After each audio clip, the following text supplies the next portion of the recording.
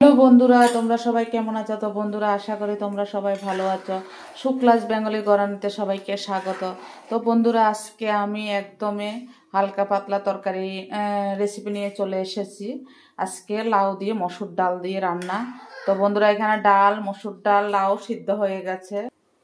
আমি নুন দিয়ে দিয়েছি। এখন নামিয়ে এখন হলুদ দিয়ে দিলাম, নামিয়ে সম্বাদে দেব, ফোড়ন দেব। তো বন্ধুরা, কড়াই বসিয়ে দিয়েছি ফোড়নে দেব বলে। এখন সর্ষের তেল, ফরচুন সর্ষের তেল দিয়ে দিলাম,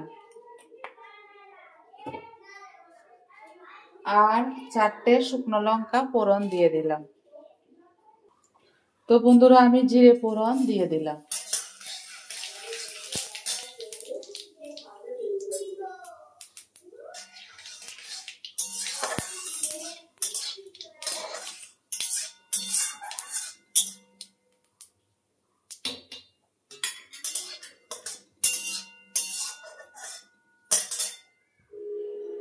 তো বন্ধুরা, এখন আমি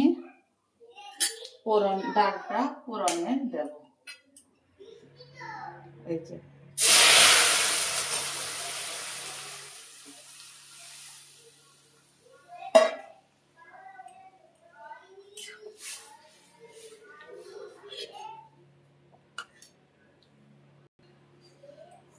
তো বন্ধুরা, ডালটা খুব সুন্দরভাবে হয়ে গেছে। এখন আমি ধনেপাতা ছিটে দিলাম, তাহলে ফ্লেভারটা আরো খুবই ভালো লাগবে।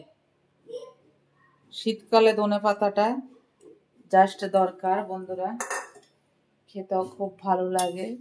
এখন একটু নেড়ে আমি একটা পাত্রে ঢেলে নেব।